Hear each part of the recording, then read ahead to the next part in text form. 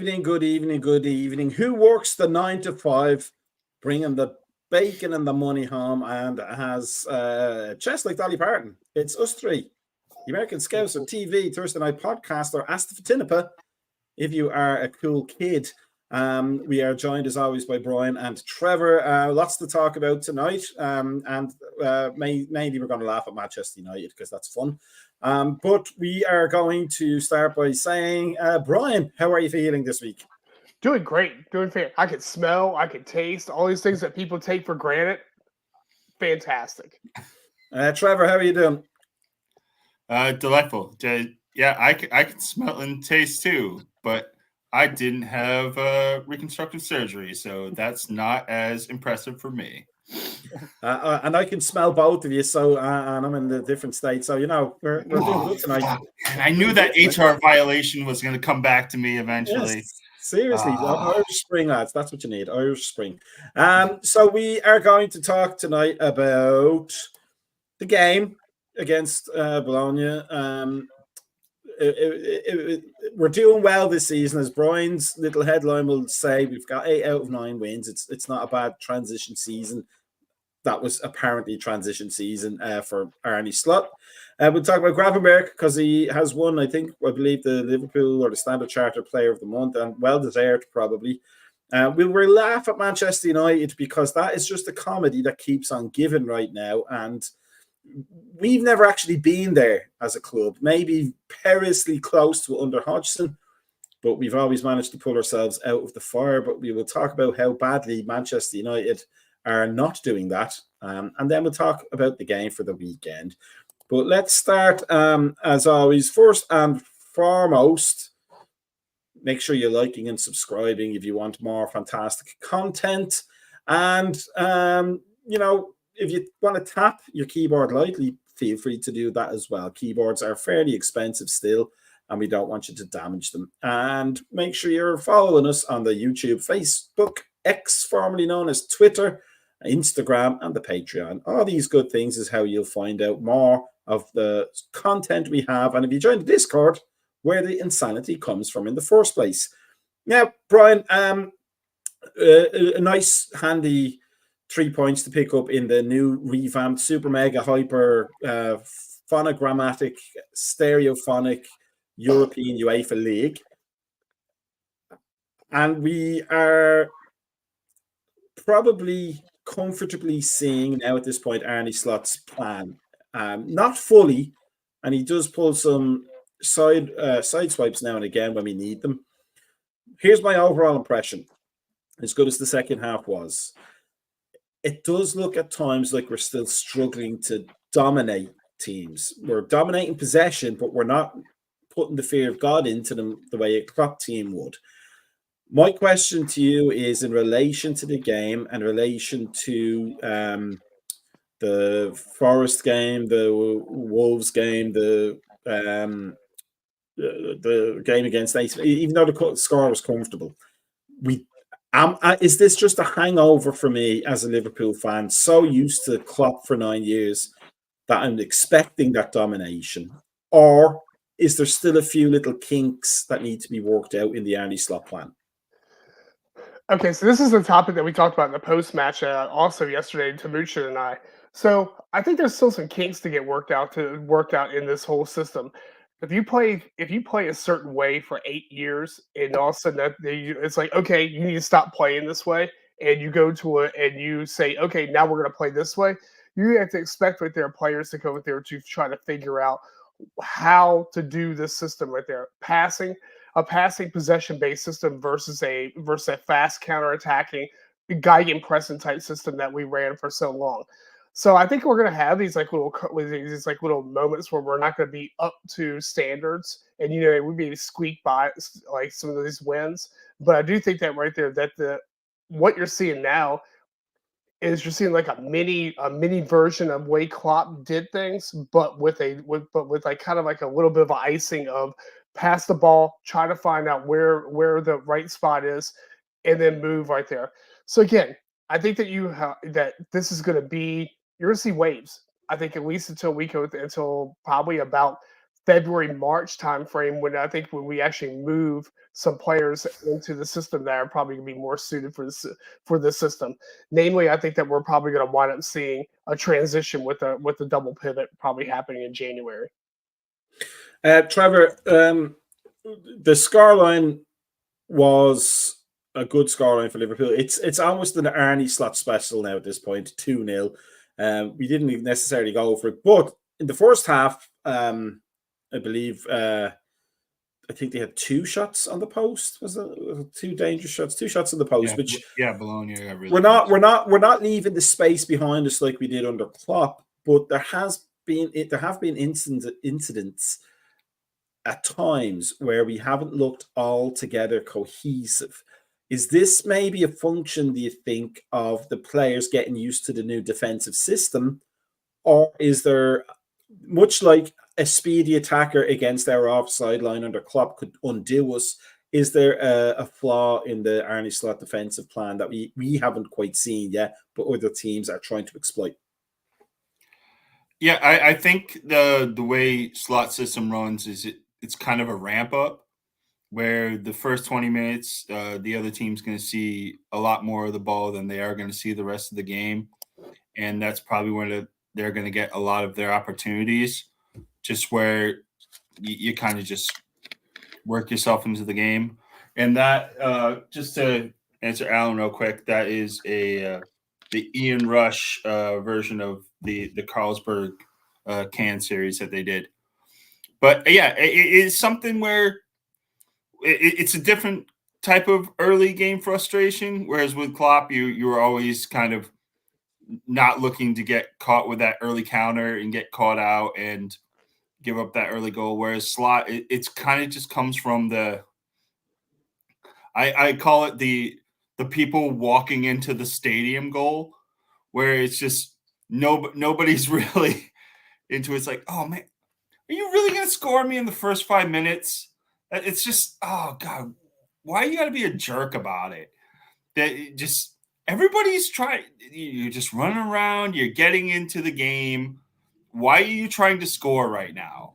And that's the type of stuff where that I think is going to, over time, I think Arnie's going to really work those kinks out and try to not have that be the case, not have things are so not necessarily open, but he's going to tighten up things early on so we aren't getting as many of these not necessarily right now. These close calls are eventually going to end up being goals, and we're just going to be having the same arguments we had last year under the Klopp administration of, oh, I'm walking into the bar 8 minutes in, and I'm looking up and I'm seeing a 1 on the other team's score, and then we're just chasing it the rest of the time. Yeah, it's 2 different sides of the same coin, I think, but I see enough from what Slot is trying to put forth where I think, like Brian said, once we start to get to these fixtures in the super winter months into the new year, there's not going to be that much leeway in the early parts of the games where we're giving them that much of the ball. Brian, Mike Tyson has a famous phrase where he says everybody has a plan until they get punched in the mouth. And in my younger days, I was a huge boxing fan. And when Mike Tyson came out, a lot of boxing was the first round was feeling out the opposition. A few jabs here, figuring out your distances, and then the fight started in the second round. But then Mike Tyson came along and just knock you out in the first 10 seconds. It's much easier that way. Is there a case to be made for Liverpool right now, probably using possession and using that kind of first 5, 10, 15 minutes to figure out what the opposition are doing first before we actually start to mount any attacks ourselves? I mean, absolutely right there. I mean, you're not seeing the same, like, say first 15 minutes getting scored on that we saw so many times last season with this same exact side. So yeah, I think that you have to put feelers out to go and see whether whether they're going to actually try to press you, two, whether they're going to actually try to play the same exact type of game that you're playing. I'm like a Guardiola type of ball where he plays possession based, or two right there. Are they just going to sit back the whole way and just say, okay, we're just let you go out there and do what you want to, and then try to hit you on a counter? So again, I think that most smart teams do that right there, so you can actually set the tempo for the match and see where you're going to go out from that point. But yeah, so definitely right there. And just tell Alan, hey, thanks, appreciate it.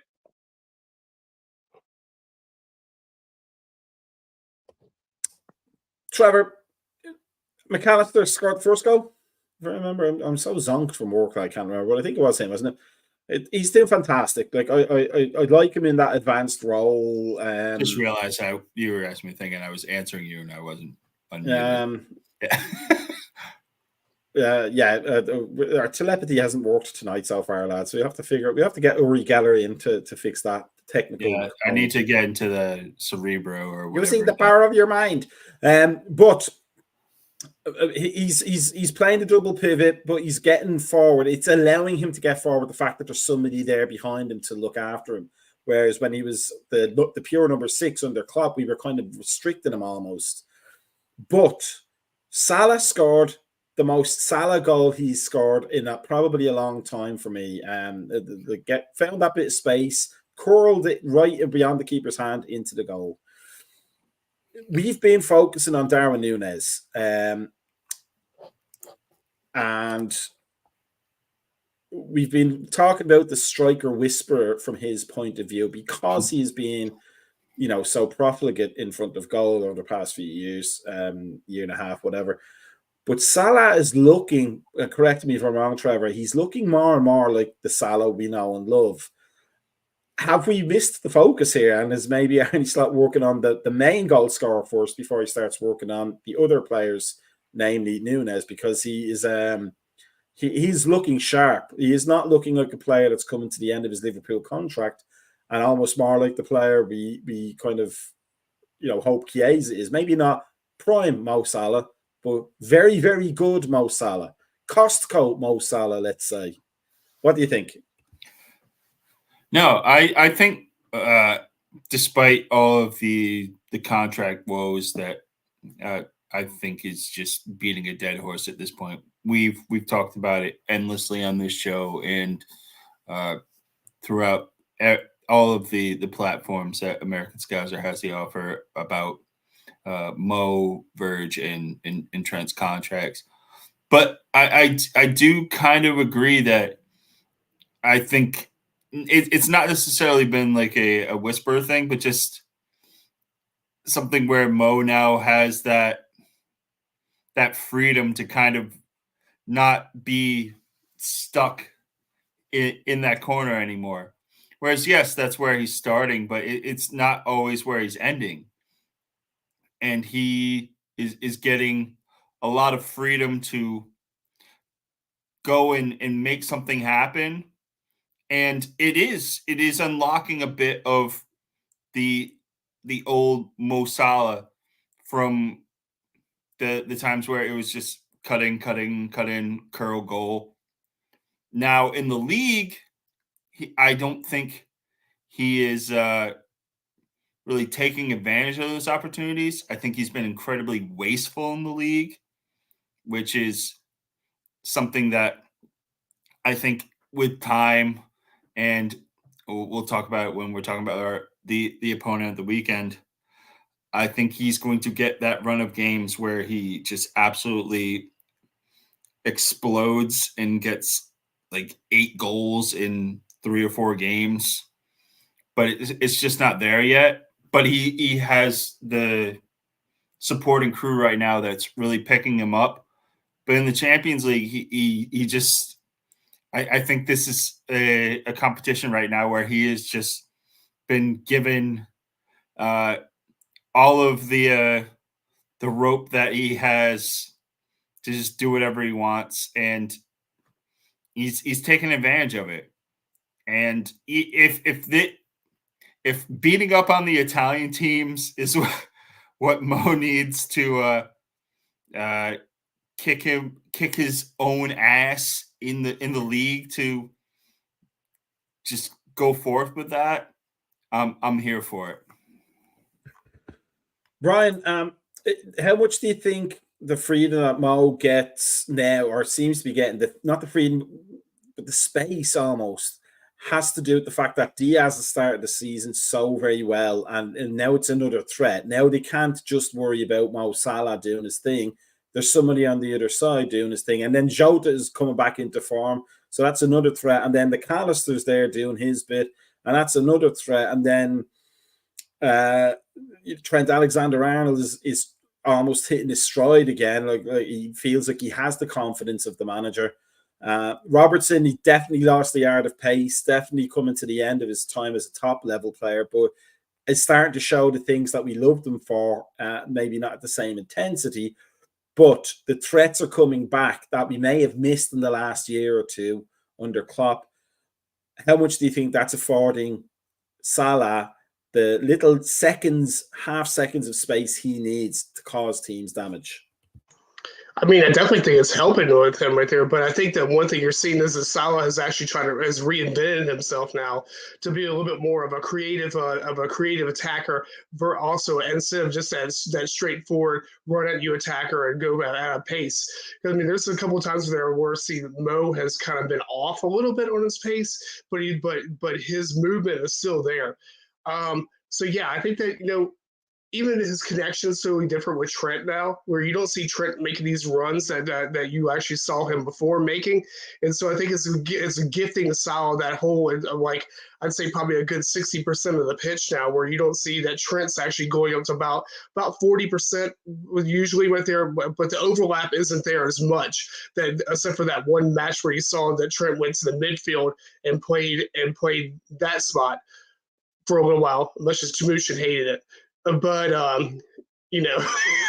but I mean, there's so many different threats to there. I mean, especially with the way McAllister's playing right there, and that he's more of a free roll also that you throw into it. So it's got to be it has to be really baffling for a defense to figure out who you mark and who you don't mark right there when you have that many threats. Of course, you can always probably let certain players run and not worry about them as much right there. But I think that Mo's ability to shoot, like he did that curler he did against Bologna right there, was like classic Mo that that we haven't seen for a while. But you can also look at the amount of assists he's already racked up over this past season. So you don't know what you're going to get out of Mo, which has to really throw that right back off, and also has to throw off that the one of the center halves right there to figure out how you're going to keep this guy under control. Trevor, before we move on to the next thing, the super duper mega hyper globo UEFA incredible fantastico Ligen Schreiben, or whatever they want to call it. It's very hard. Correct me if I'm wrong. Tell me if I'm mad here, but it's very hard to read that table because there's 36 teams in it. So as early as it is, you can't really get a read with only 8 games on what you need to do. But we have started well enough, haven't we, that we can look ahead to the few until the Real Madrid is the last game or the second last game or something like that. It's up near the end. And we're nearly halfway through. Second to the last. Second to last. So yeah, I think Lille is like the last match, I think, so I believe. So, like right now, we look like we've hit the ground running. And with the games ahead of us, we should do okay in getting into that qualification spot. I mean, I'm not just reading that table wrong, right, Trevor? Yeah, I think at this point, is as long as you keep picking up wins early on, you're really working towards that top 8, especially with the teams that are dropping points in these first couple games. Like Real Madrid just lost in the Champions League. That sounds like an Onion headline, but it's something that just happened. And Atletico Madrid is kind of falling off. There are teams that are. I think Bayern has understood the assignment that you need to just score as many goals as humanly possible, and that I think it's something where we all look at it from the standpoint of we know that this is just the Super League with a different coat of paint on it, but as it stands, there's only so much you can do to kind of cement your place and avoid that playoff.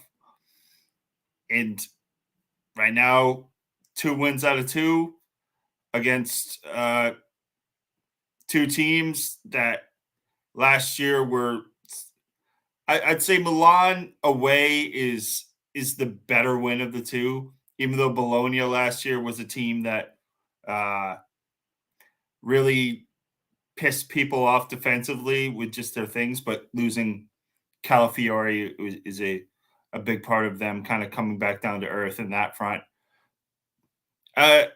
Just getting 2 wins and just piling that up. I don't want to get to the point where you want to just get a point every match day. I want to just keep getting wins. So as when Brian said, that second to last game with Real Madrid comes around, don't have to worry about it. Like you can just go and, I don't know, run out the youth squad. If at that point, if you have 18 points going to play in Real Madrid, throw out some seeing eye dogs. I wouldn't really give a fuck at that point. Just go and make sure that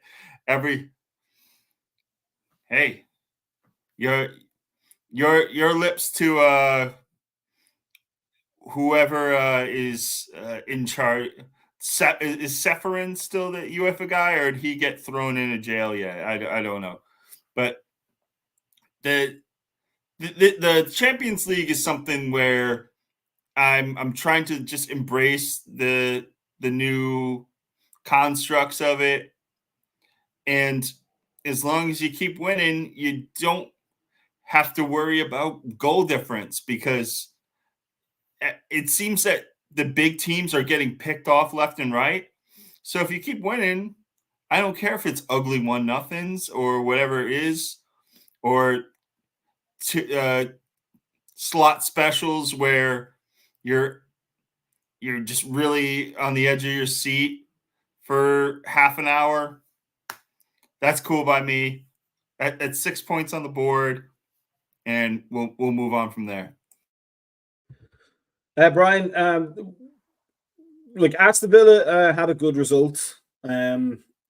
Celtic had a dreadful one. And my question is, the format of the league, for example, Celtic will not have to play Borussia Dortmund again in the league section, in the league phase. So there's not that idea behind them of, we faced them once, they've creamed us into oatmeal, and then we have to face them again at our place or their place. That's gone. So they can literally take that result and the performance and go, right, that's done. We don't have to deal with that right now unless we get into the knockout stages. So let's move on to the next thing. Do you think that kind of idea creates a bit more excitement among teams? Because Aston Villa now should now be confident a little bit that they might get into at least the knockout round, if not the automatic qualification. We look like we're in good shape, and Celtic can't, if they play Manchester United or Manchester City and Barcelona in the same group in the old phase, that's 4 losses, probably heavy. So their goal difference is already tanked before they can even think about getting second last to get dropped down into the next competition. But now they don't have to worry about that. They can look at the next opponent, which I don't know who it is for them, but they can look at that and go, okay, it's not Borussia Dortmund. We might be able to get something from that. Do you think that's going to create a buzz of excitement for teams, which will, for us fans, and especially for teams we're not supporters of, that we're watching just because we want to watch soccer, is going to create a buzz that UEFA may be hoping to get from this league setup? I mean, the ultimate goal right there was to halt the Super League. That's all the ultimate goal of this was right there, because they had to appease the top sides right there to say, hey, how can we go there and do this and make sure you're still on board with us? But I think it does create a lot of excitement right there. I mean, with it, I mean, there's a lot of fixtures. I mean, who would imagine Lille going there and beating Real Madrid this and there, or Villa beating Bayern Munich? I mean, those are pretty exciting things. I mean, it's like basically what I said right there when the competition came out is with this, you pretty much have to go there and go for it and win every match right there, or at least get yourself to about, I'd say roughly around 14 points, and that's going to get you into the top 8. And then that way you make sure that you avoid this whole like knockout phase that's going to happen through there. And you can sit back right there in a round of 16 and say, hey, guess what? Let these guys beat the hell out of each other right there. And then when we come in, we'll take on whoever's left in the thing. And also, you're seated in that next section too, which means that you're not going to go out there and get that. You're going to get a better draw out of this whole system. So, yeah, I mean, ultimately, win everything. I mean, I think we can afford to drop points in this competition, especially with starting off at 6 points.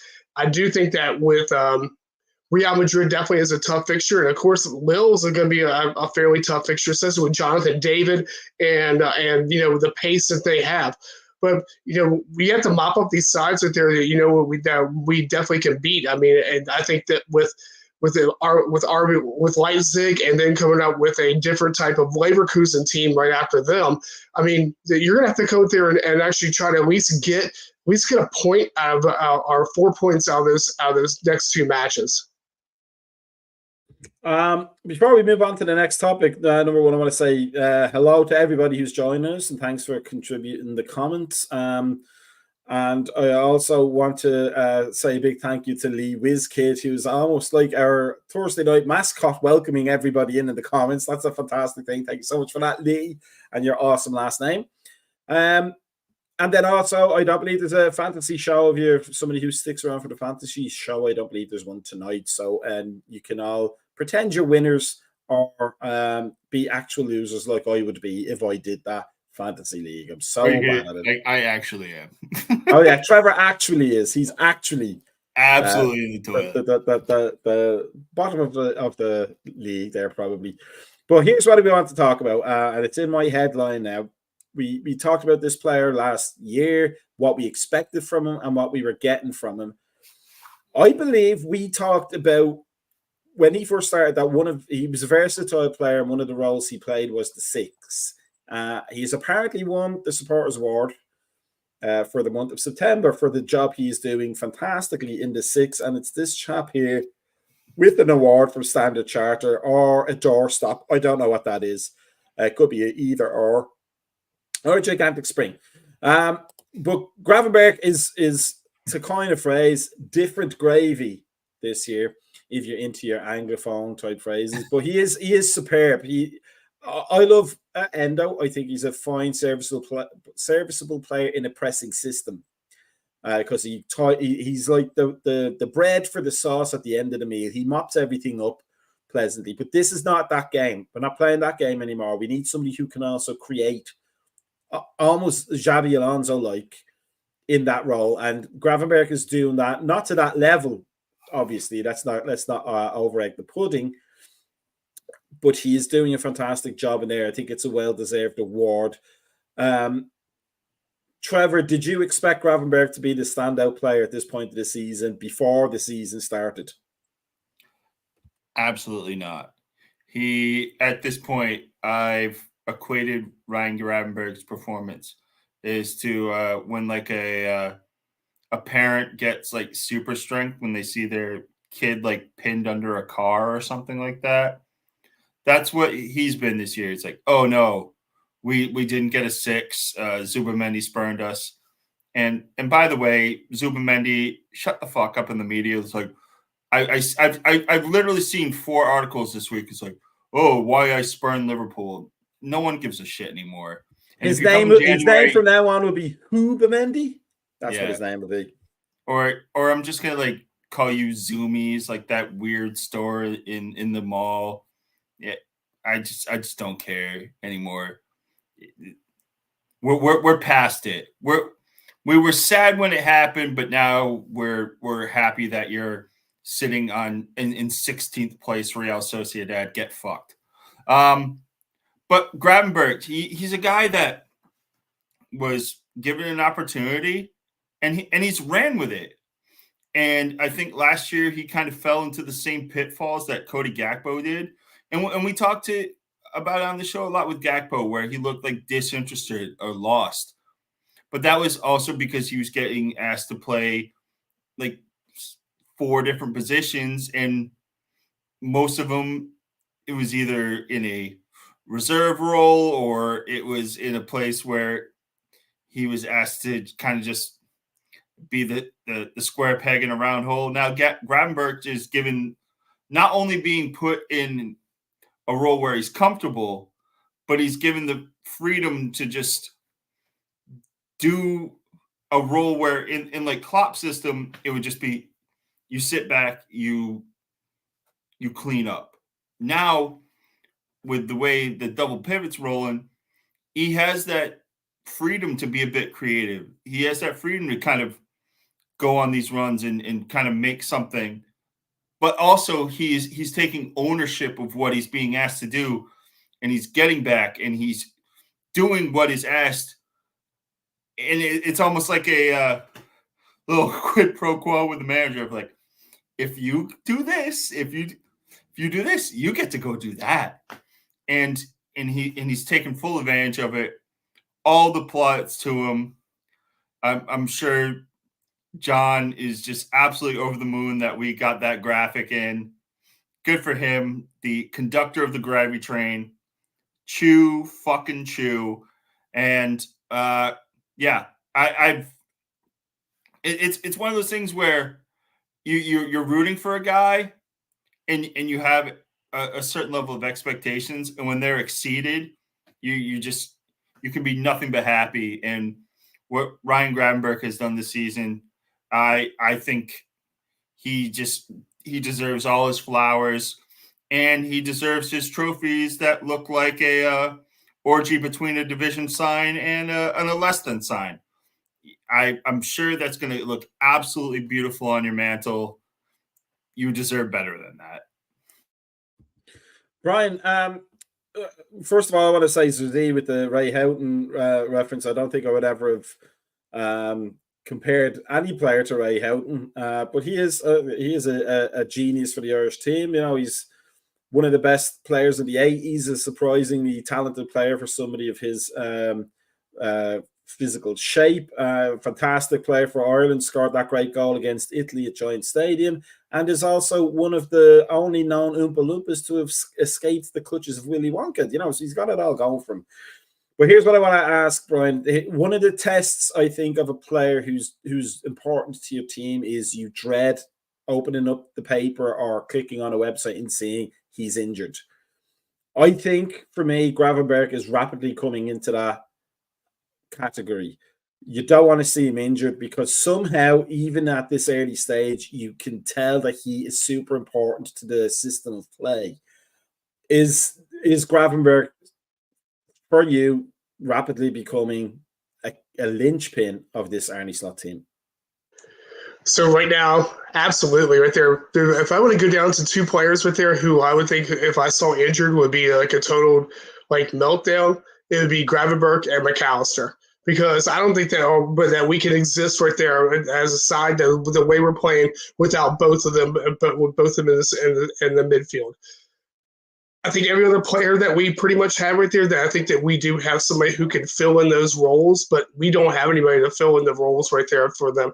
We tried Curtis Jones there, didn't work. We tried Endo there, didn't work. We tried so many different players that we do.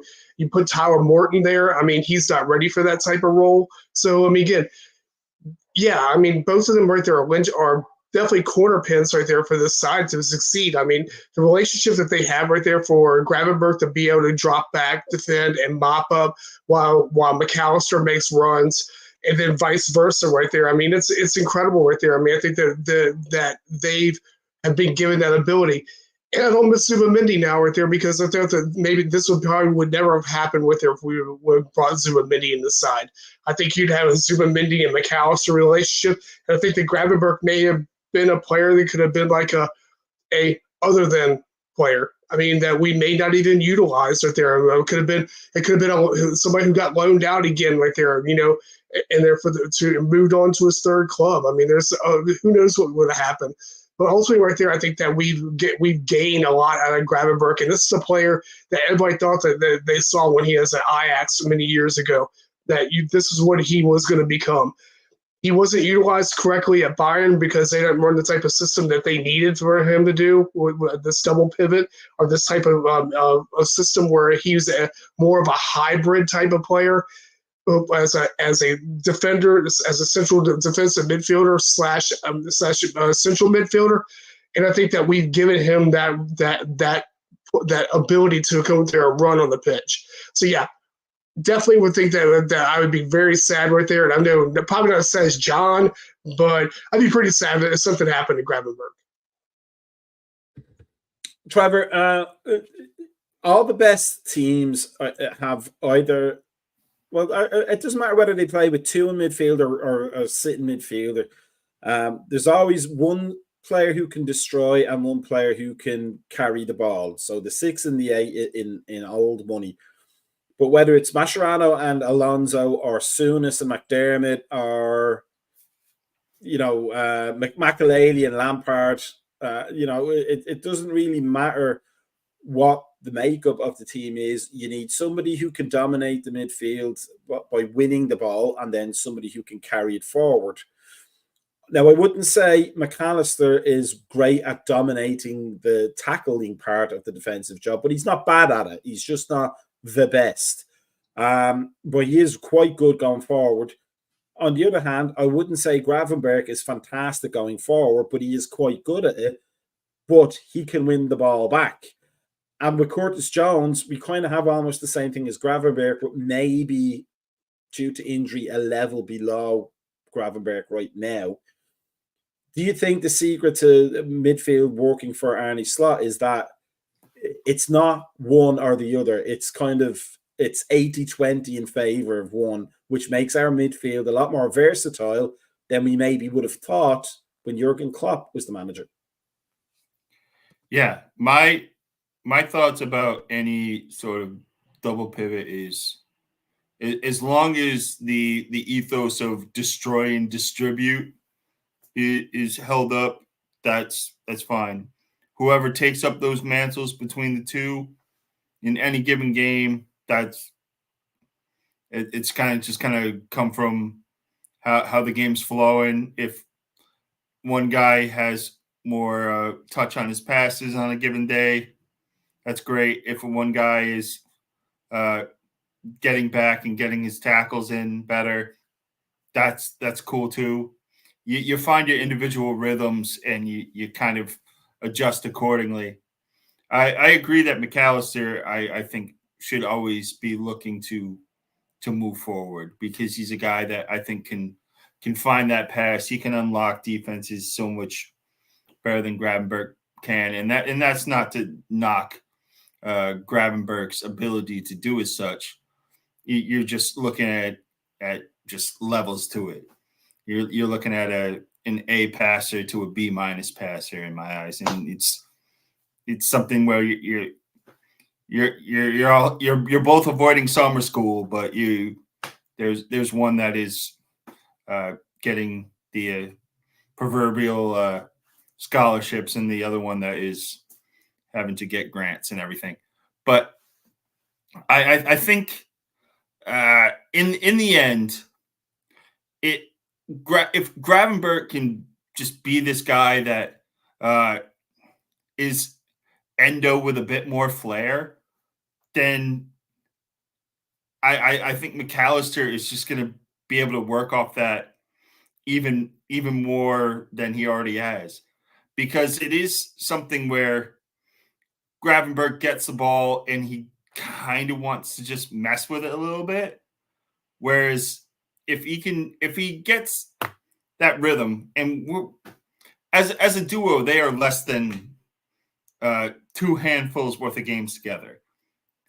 As the season goes on, if it is something where there is that communication where Gravenberch just gets the ball and just immediately looks up for McAllister, and you get that real quick ping ping, and then either Mo or Diaz are away, this is, I think, going to be an even more prolific offense than we're seeing right now.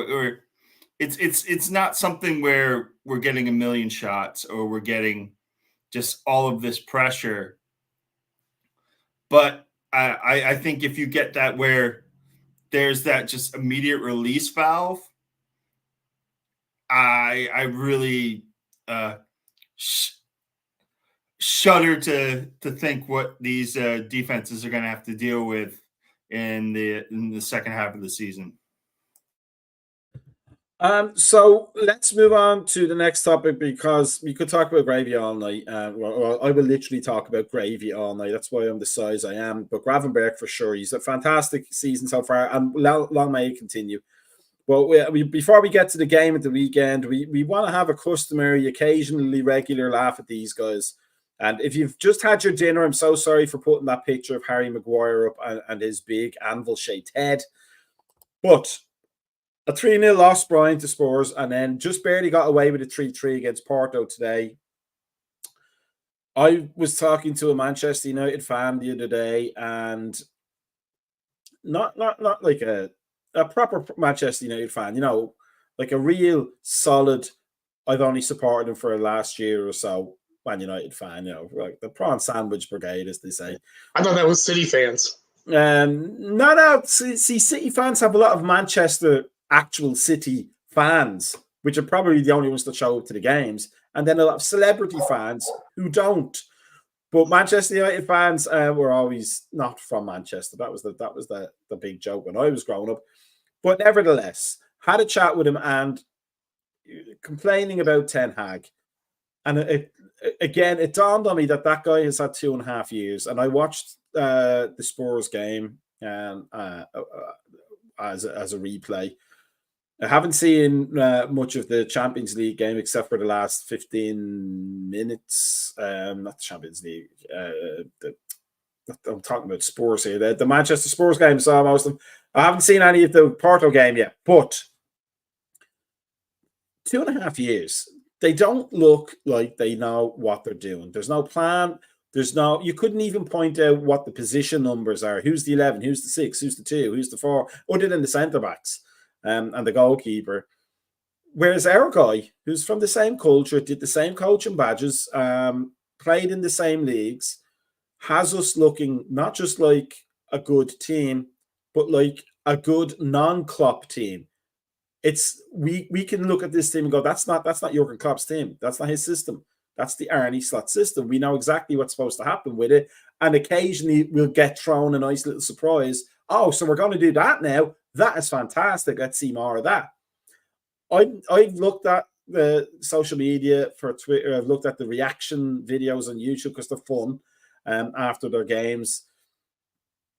And they are in despair, those Manchester United fans.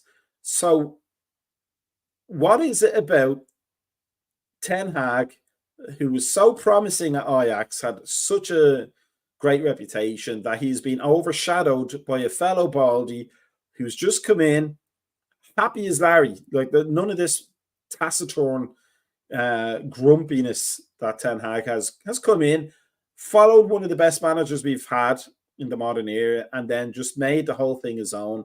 And then we get to look across to Old Trafford, and it's they should be playing their U13s because they get a better result out of them. Not to continue this longest question on the planet, but he's happened to see a thing about Ole Gunnar Solskjaer saying that it was an interview he said where there was a halftime at one of the games and he knew he was getting sacked at the end of it. He just knew because the players had given up on him. He knew they weren't getting anything from he was getting anything out of them. Ten Hag seems to have passed that point a long time ago, Brian. So what gives? What is it about that guy that he just has no plan, and why haven't United done anything about it? Well, think probably one part why they're not doing anything about it right there is how much money back pay do they already owe the managers that they've already sacked after this time period. Because I believe they still owe Ole Gunnar Solskjaer money. I think they owe the last manager before him money, and I think they owed Jose Mourinho money for a while. I mean, so they're constantly doing it. They don't have the ability to go through and fix that shithole of a fucking stadium that they have right now, where concrete's like popping up and rain's falling all over the place. I mean, there's so many different problems. I mean, if I was Radcliffe and I came there and took over that side, I first of all, I would never took over that side right there because I mean the Glazers basically came there and milked the fuck out of that side right there and basically took every single thing that they can out of that, juice it, and then basically just left it dry. And half these United supporters, are still in this Alex Ferguson hangover shit right there. That's all they talk about. It's like they became what they meant, what they talked about Liverpool supporters being talking about the 80s. That's what they are now, right there. They're these guys right there who dream of times a long time ago. They haven't done anything for over a decade. They've not done anything legitimate over a decade. That side right there is probably.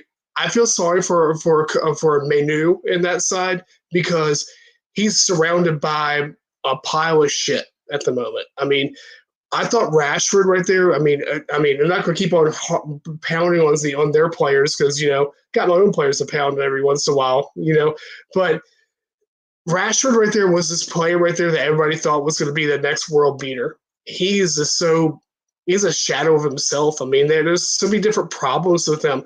And Ten Hag right there doesn't know how to actually fit the system, actually play a system, realize that something's going wrong, and then fix it, and then keep on going, and then move on from that. And I've even talked to United supporters also. It's the same shit week in, week out, same exact thing. No other change of game plan, no everything. You're going to come out there, you're going to play this right here, rigid thing. It's like Brendan Rodgers, what Brendan Rodgers did to us for a while. Same game plan, same, okay, you're going to do this, and no change. And you have a captain in the middle there who's not really a captain and who doesn't go there and rally his troops. He goes and becomes a shadow of himself right there. So the whole club's in disarray. I mean, so I'm not sad. I could be far from sad. I hope they would continue to be in disarray right there. But I mean, for them to actually go out there and actually say that they are a competitive side is a laugh at the moment. Trevor, I saw a thing. I don't know how true it is, but I saw a thing where Radcliffe came in and started sacking people left, right, and center, like the communications officer, the kit man, one of the stats analysts, or something like that. Like almost like cutting everything down to increase the bottom line. And as Brian says, the Glazers came in and milked the club. Are we, from the safety of our podcast and from the safety of our distance from Manchester as Liverpool fans, are we seeing what could have happened had Hicks and Gillette managed to keep hold of the club? Oh yeah, this is that is a Black Mirror episode if there ever was one. And I just want to say something quick to Cersei. You spelled Dyche wrong. You spelled it as douche. It's Dyche. Just I do the editing for the articles and stuff. I just, when I see a typo, I just have to address it. I'm sorry, but yeah, this is one of those things where I want to see what transpires next, because every single time that you see something with Manchester United and you see signings and you're like, okay, that looks like it could work, and then they just go into it and they're just absolutely like drained of their footballing ability. It's crazy how much that team just sucks the talent out of players, how much it just and I don't want to throw it all on Ten Hag because that seems like a catch-all, just like, oh, he doesn't know what he's doing. I don't think he has a full grasp on these players, on what his best 11 is, what his best formation is, yada yada yada. But so many of these guys have taken absolutely zero agency and zero accountability for their performances. And I think the biggest representation of that is their now double red captain, Bruno Fernandes. And I know that his first one from the weekend, which was softer than baby shit and was rescinded. But to do that and have that hanging over your head and all these things and all this talk about your character and your validity as captain and everything, and to go into the Champions League not even half a week later and get sent off again, like how much of a dumb fucking prick do you need to be? Like he has to be the worst Big Six captain I've seen in ages. And yes, I'm aware that the Easter Island statue that came to life that was Harry Maguire was the captain for a bit. I will say here that Bruno Fernandes is a worse captain than him because he's petulant. For all of his talent, he is incredibly wasteful. He does not bring his teammates up. He does not bring himself up in big spots. He is the epitome of a loser.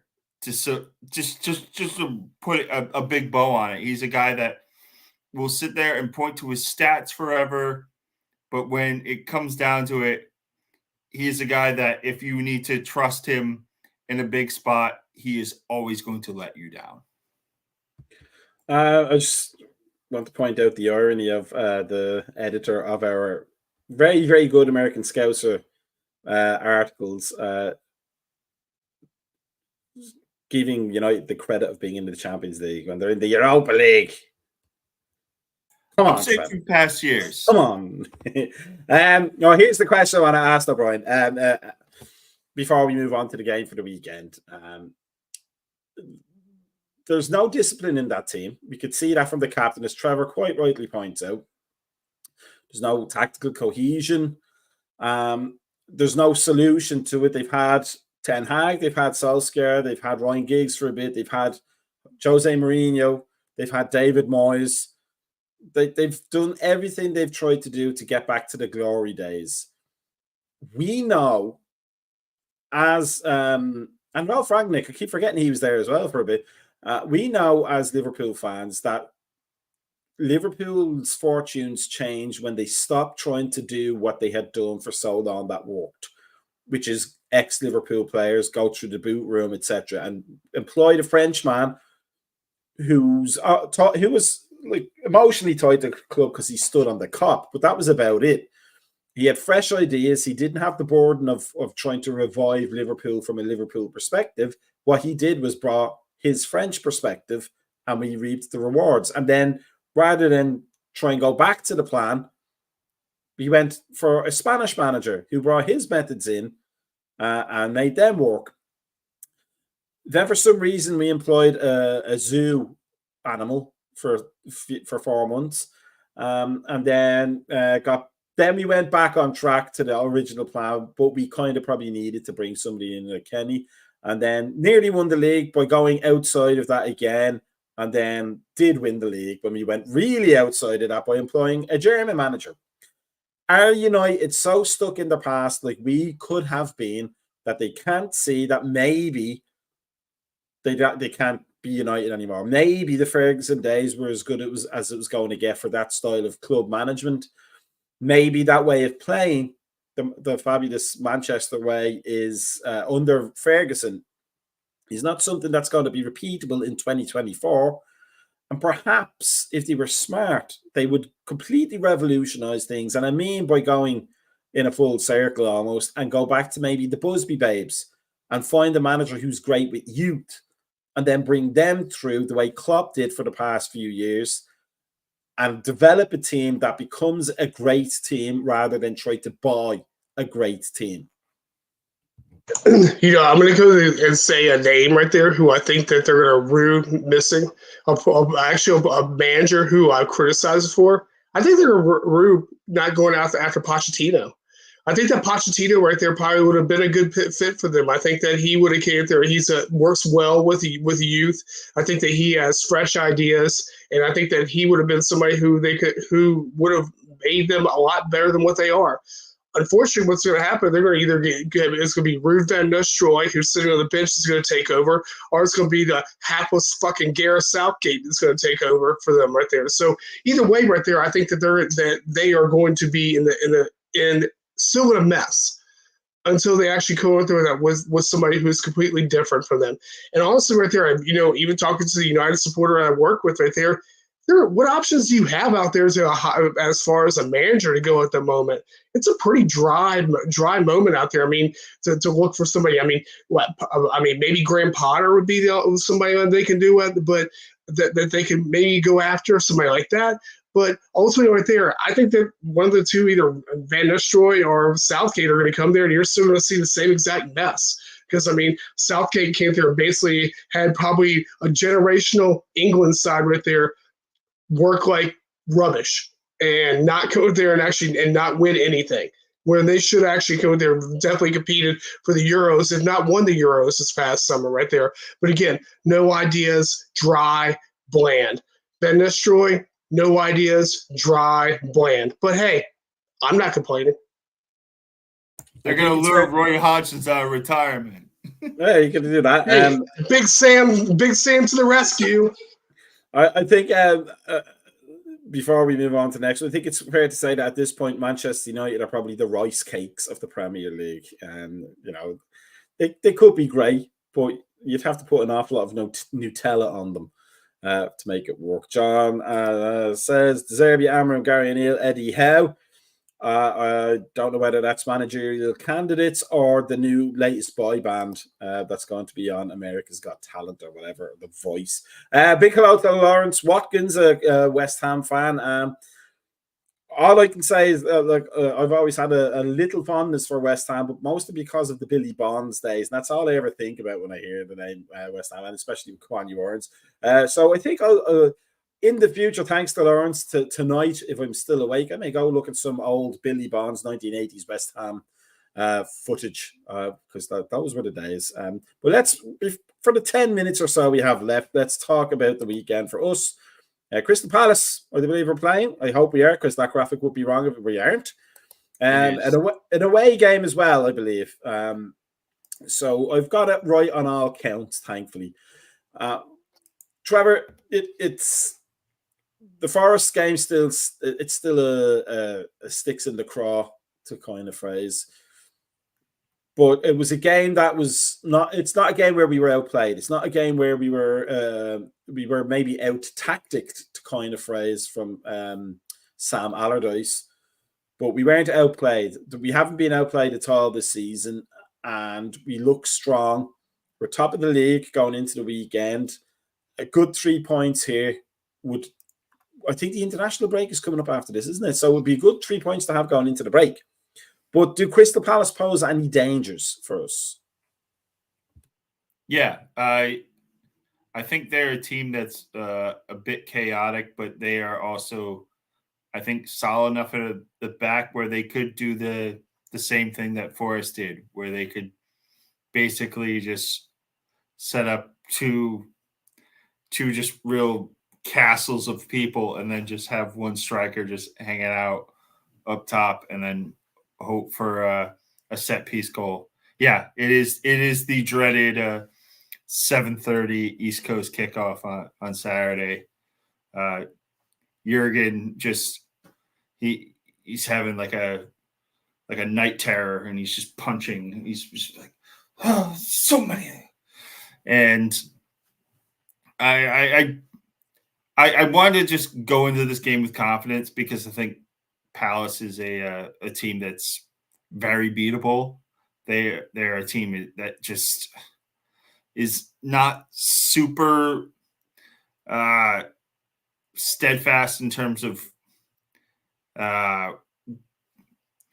trying to not leak goals, but they, in that regard, I think this, in Palace's mind, if they can make this a 0-0, they would be happy. If there's a goal on the board and it's not from Crystal Palace, they're going to be kind of pissed off. I really just think this is going to be an ugly game, given the kickoff time and given Palace being where they are in the table, but they are not they're not shipping goals the way the other teams that are down there are. They are just kind of victims of circumstance in a couple of instances. They are I got caught out with the Forest prediction of thinking that it was going to be all settled by halftime. I don't think I'm going to make the same mistake here. I would rather be cautious on there not being much in the way of traffic in either direction, and that not be the case, then in the inverse. I want to just put this as a slot special, and you get a goal in each half, and it's kind of just ugly otherwise. But we'll kind of see, mostly from how the lineup is put out, to how Slot's going to attack this Palace team. Brian, speaking of lineups, our old bet war, Darwin Núñez was off the goal sheet, the score sheet again, in the Champions League. Should we be sitting here looking at him and going, he's running out of chances at this point? He's running out of chances to impress Slot and to show Slot that he is the striker for the future. Because if we wanted to see more when he was being managed by Klopp, we're seeing even less now, I believe. Maybe it's just recency bias on my part, and maybe it's confirmation bias on my part, but it feels like we're seeing less from Darwin than we did under Klopp. And if that's the case, we'd be better off not considering Darwin Núñez as the future of Liverpool's striking options, wouldn't we? I don't get Darwin Núñez. It seems like I can see some matches right there where he actually could contribute significantly to the side, and actually scores really really nice goals. The goal he scored a couple weeks ago, fantastic goal. I mean, but the problem is like there when you have a match where he doesn't even touch the ball or have a shot, basically for the most part.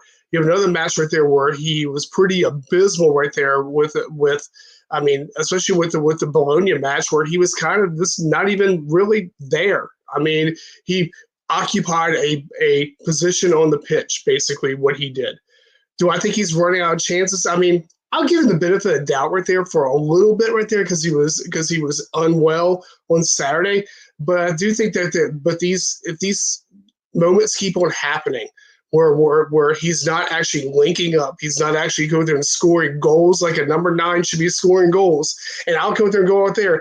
I like Jota, but Jota, to me right there, it hasn't been very hot either right there in that number 9 position, which is why one of the reasons I said right there, I do think that we need to have another number 9 in the rotation right there to keep this fresh. Or we need to go there and work somehow with moving Salah to a number 9, or putting it with Szoboszlai over to the right, or doing something creative and different right there to make this work. But I think that Núñez, I said a couple months ago right there on the same podcast, he doesn't fit the system. I mean, that's ultimately right there, the whole thing. Either you have to go in there and adapt, or you're going to be gone. And I really think that more or less, I think this is Darwin Núñez's last season here. I mean, I think that again, right there, yeah, I think that he's a young and talented player, but he's a young and talented player for a certain type of system. I mean, I think that with Klopp's system, sure, he worked perfect right there because it's a fast-paced, more counterattacking, gegenpressing, which depends on lots of pressing and lots of pace. And then actually number 9 right there is more utilized as a setup guy for your wings. that's not the system anymore. The system is a little bit totally different right there, and it's a possession based. And I don't think that Darwin is that type of player to go there to use it.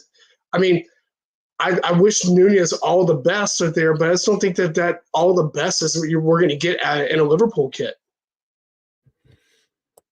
John says that Nunez is working hard off the ball with chances of not falling from. But to be fair, Mighty Red is also working very hard off the ball, but it wouldn't pin our league chances on Mighty Red, to be fair about that.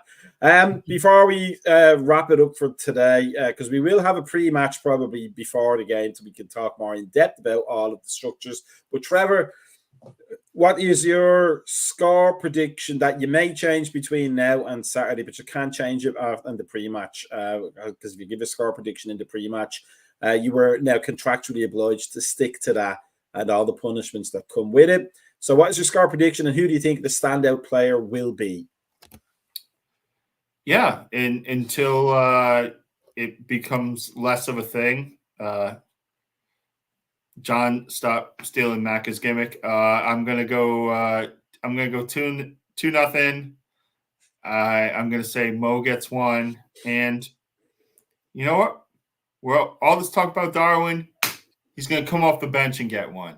He's gonna make all of this substitute hullabaloo that I've been preaching for these past 2 years actually mean something for once, and he's gonna come get one off the bench and keep a clean sheet against the worst abbreviated team in the Premier League. Please, NBC, stop putting CP as Crystal Palace's logo. Just put CRY. You can put PAL. Please stop putting CP as Crystal Palace's abbreviation. Just stop. Please stop. I hope this is the real Steve Clark, because he was a fantastic player. But you have to be careful with Sal with too many games and burning him out, especially after the inter break. They'll be back to 2 games a week. EA's a chance. Not a bad shout at all. But Brian, because we're not going to go over lineups today.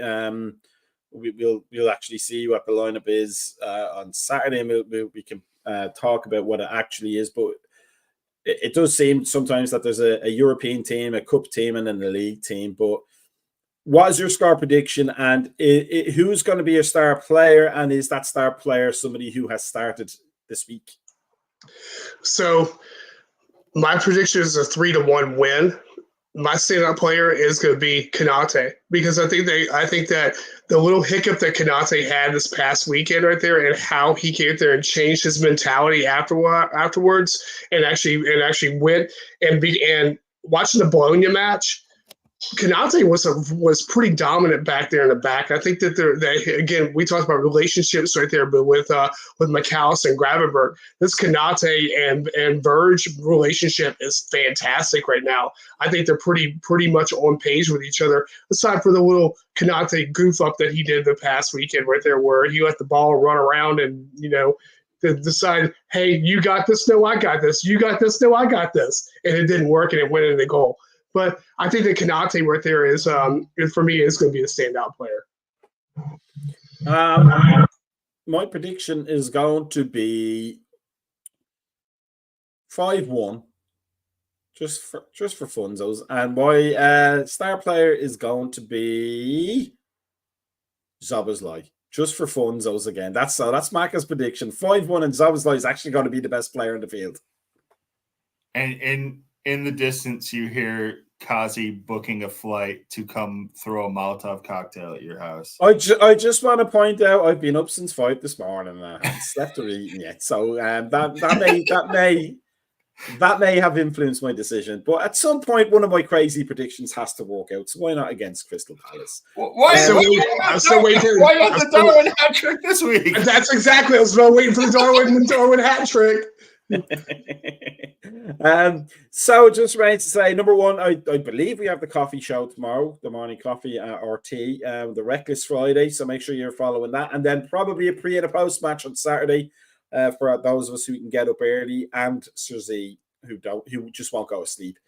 But before we go, we just make sure everybody understands that how it is so important to global peace to follow us on YouTube, Facebook, Instagram, and X, formerly known as Twitter, and join us on our Patreon to get all the extra good goodies. And then make sure you're liking and subscribing and following. Smash the like button, tap it gently. It's your choice. It's a free country. But we will see everybody the weekend. Big thanks to Brian. Big thanks to Trevor. Big thanks to everybody for commenting, especially our friend from West Ham. And then I hope this is the real Steve Claridge. That's all I'm saying. It will be fantastic. 4-0 against Villa against United. Wouldn't put it past them. I genuinely wouldn't put it past them. Villa's a good team this year. But we will see everybody next Thursday at least. We hope. We will. Who knows? It's all going to go up in the air by Saturday afternoon anyway. But it's time for the famous 70s power music. So have a good one. We will see you next time. And peace out.